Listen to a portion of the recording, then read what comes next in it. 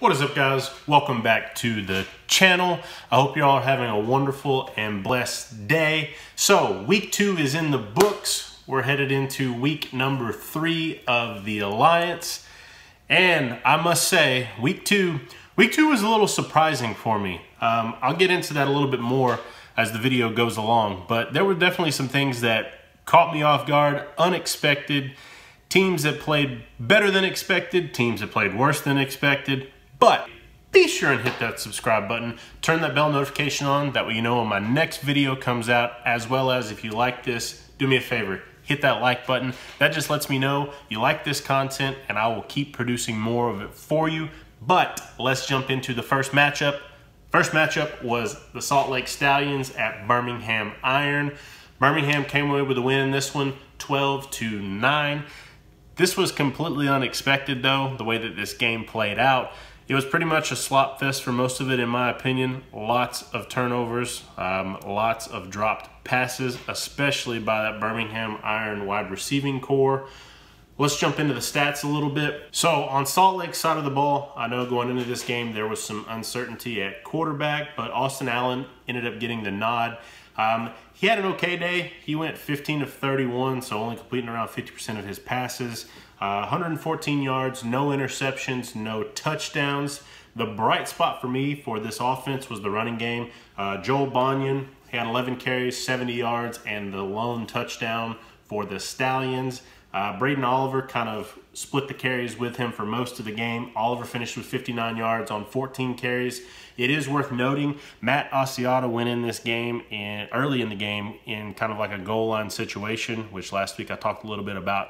Looks like they're going to use him in that regard. But he goes in the game, fumbles the ball, Iron gets it, never see him again. So I don't know how long he's going to be in the doghouse for, but really, if that's what you're going to come into the game for, you have to produce in those situations. Can't have those fumbles inside the red zone, especially if it takes points off the board. But don't know how long he's going to be in the doghouse, so any of you fantasy guys out there that are playing, put that little asterisk next to Asiata. A little bit fumble prone. I'm trying to remember, I believe he had a fumble in last week's game, but you can correct me if I'm wrong on that. Nonetheless, untimely fumble in this game. Let's jump over to the defensive side of the ball. Salt Lake's defense, that front four, especially Carter Schultz, he was in the backfield all day. So Carter Schultz finished with 6 total tackles, 2 sacks, plenty of quarterback hits. I know of at least a handful of times where he was in the backfield in Perez's face, making it uncomfortable for him. So if I had to take away from Salt Lake, defensive side of the ball, that front four looked really good.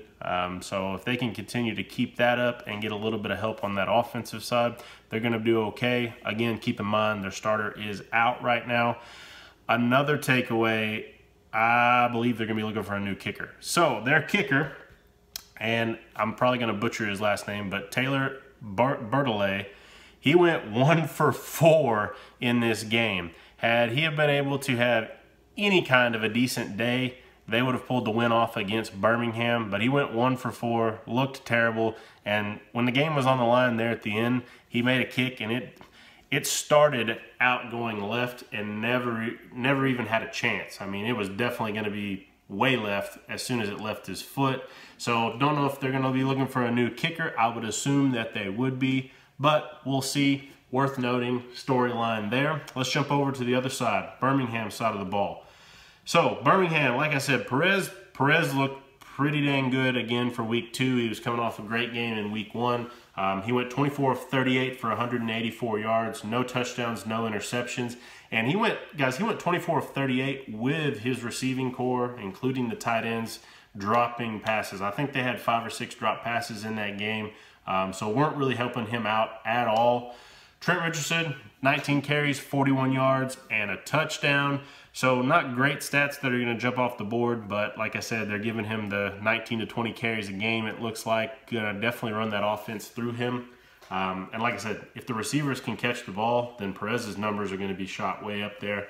But those drop passes as well as the turnovers, both sides of the ball, plenty of turnovers in this game, did not look crisp at all. Low-scoring affair. Leading receiver for the Iron, Trent Richardson again, he had 6 catches for 50 yards. So when your running back has the leading amount of catches, you know something is up. Quentin Patton was right after him, but he only had 3 catches for 44 yards. He was dropping passes, so gonna have to clean that up going forward.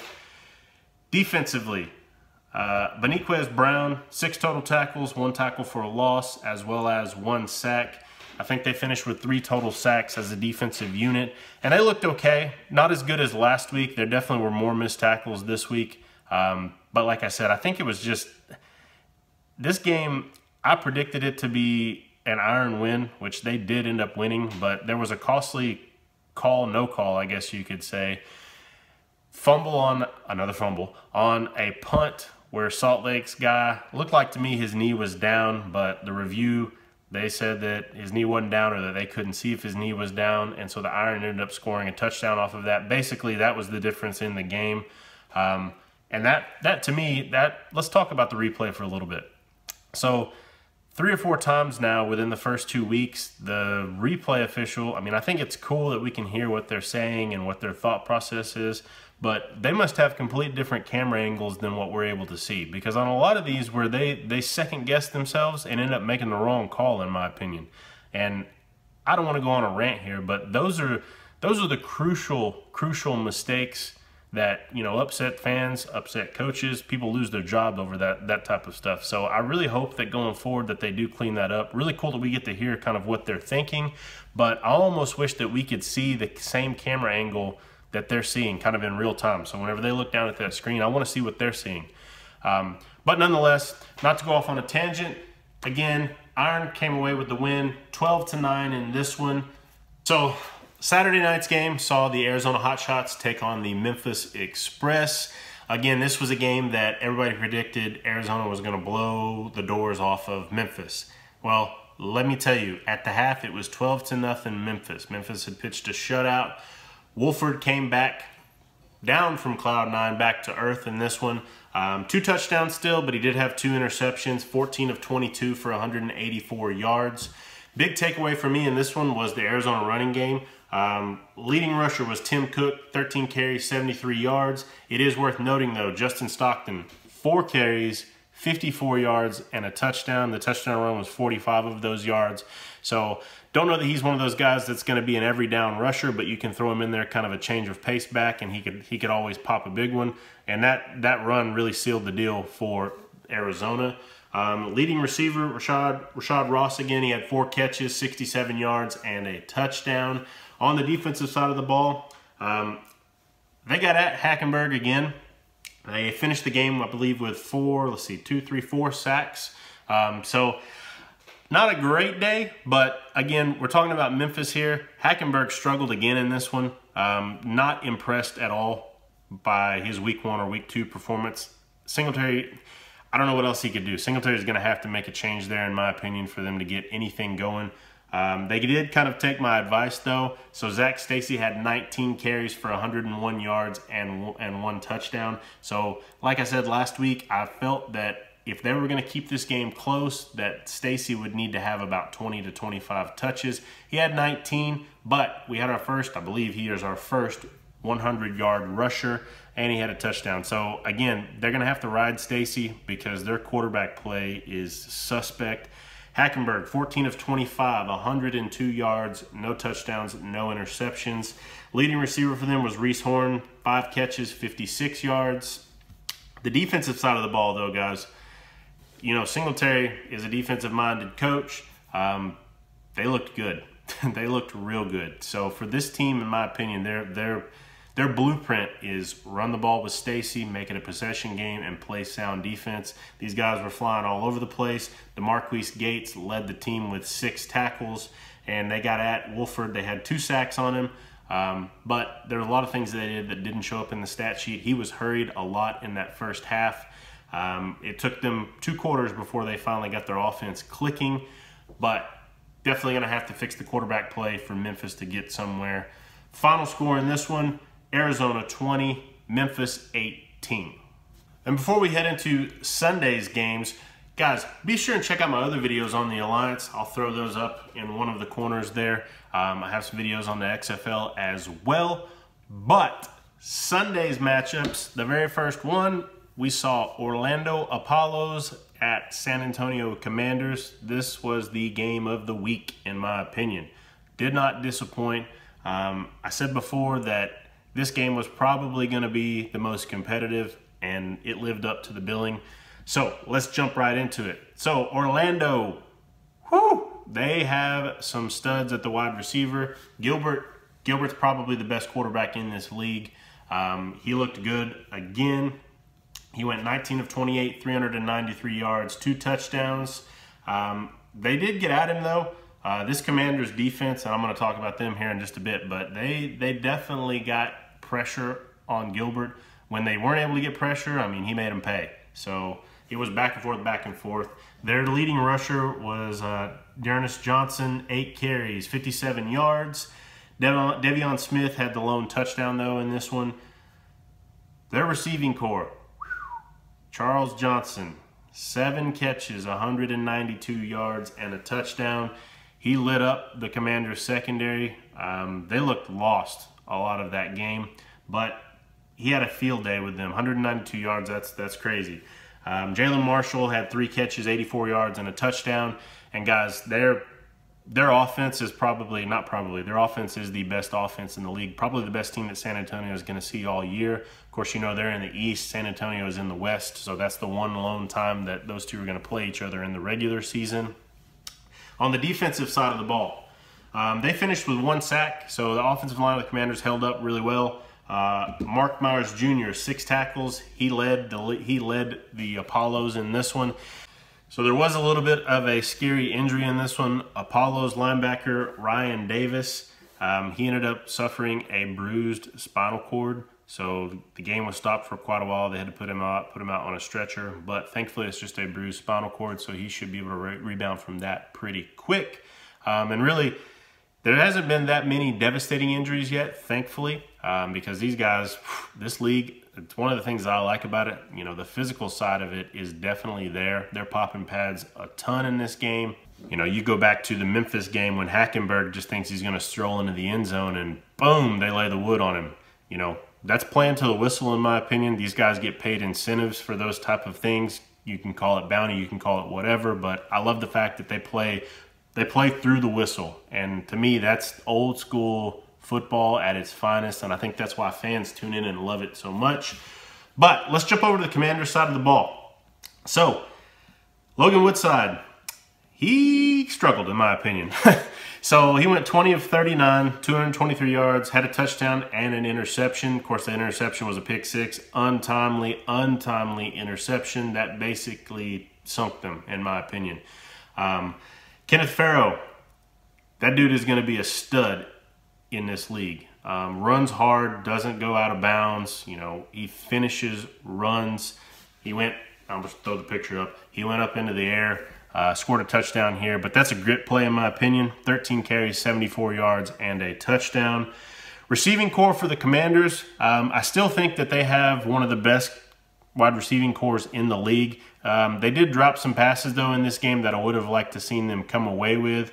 But I feel like part of that too was Woodside. Woodside made a ton of decisions that, in my opinion, were boneheaded. Throwing into double coverage way more than he should have. I feel that, I don't know if they're going to make a quarterback change or not, but he definitely needs to clean those reads up if they're going to go anywhere. But this defense will win them football games. So the front four for the Commanders definitely going to be their strength. They get after the quarterback. You know, last week they had 6 sacks. This week they finished with 4 sacks. So they have 10 sacks in 2 games. So definitely the key to this is going to be their front four. Like I said earlier, when they were getting at Gilbert, that offense, Paul's offense, couldn't do much. But when Gilbert had time, they were torching that secondary, which is kind of odd. Well, I say odd, but week 1, that secondary was key to that win against the Fleet. But in this one, they were definitely a liability time and time again. Telling stat, San Antonio got outscored 17-0 in the fourth quarter, so they're going to have to clean it up, find a way to finish football games. I want to give a shout out, though, to that Commanders crowd. This is the second week in a row that they were right at about 30,000 strong. Spurrier even said that they were a little bit louder than Rocky Top. I think that was more of a jab at Tennessee than anything. But Commanders fans, keep doing your thing, coming out and support all teams. Fans, you guys got to come out and support so we can keep this league going. But final in this one, Apollos 37, Commanders 29. I wouldn't be surprised if we see this matchup again, possibly in the postseason. That's my way too early prediction on this one. But let's head into that final game. So, final game saw a matchup of two winless teams, Atlanta Legends at San Diego Fleet. So this game, really didn't know what to expect. Kind of a wacky game again. Weather definitely played a factor in this one. Started out that it was clear, and then all of a sudden the bottom fell out, so it was basically a slop fest. Neither team looked all that great in my opinion. I will say Atlanta looked better this week than they did the previous week, but I don't know if that's because last week they played the Apollos and this week they're playing the Fleet. Nonetheless, they got on the board first. They got their first touchdown. So my prediction was wrong. I had picked the Fleet to score their very first touchdown, but both teams ended up getting a touchdown. So let's start with Matt Sims. He went 17-25, 160 yards, 1 touchdown and 1 interception.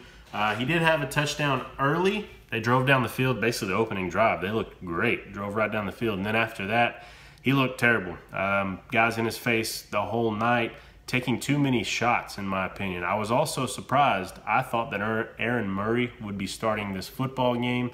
So I don't know if there's some pull there because that's Phil Simms' son or what. A little surprised that Aaron Murray didn't at least get a shot there in this one. But nonetheless, Matt Sims played the entire game. Their leading rusher, Lawrence Pittman, 9 carries, 42 yards. Receiving core, Malachi Jones finally got on the board. You know, last week he was targeted 7 times, no catches. He had 3 catches, 37 yards, and the lone touchdown. Their leading catcher, though, was Wadley, 8 catches, 70 yards. Let's flip over to the defensive side of the ball. Legends on defense looked pretty good, in my opinion. They had, let's see, 2.5 sacks. They were sound. Like I said, it was a slop fest, and so a lot of it was a ton of dropped passes.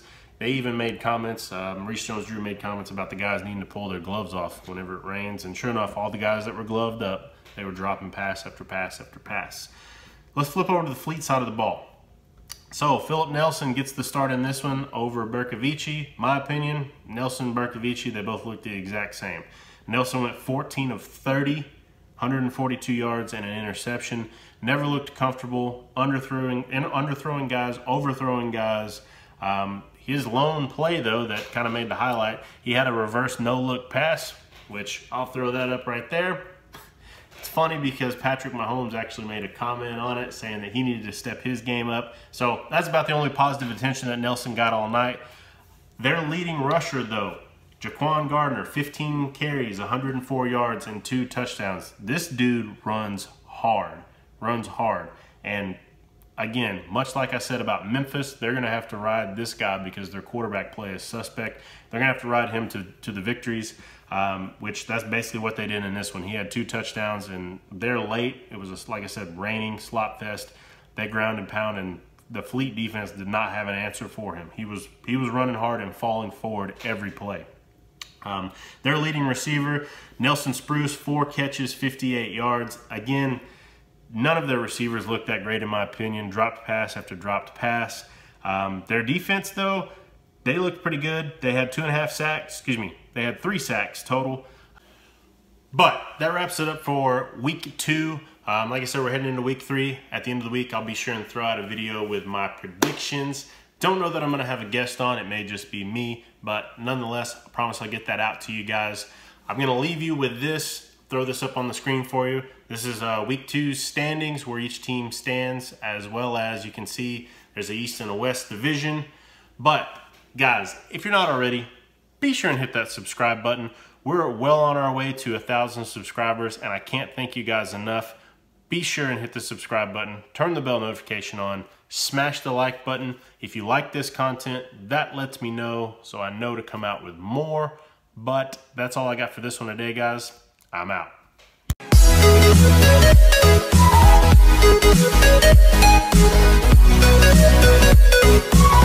We'll be right back.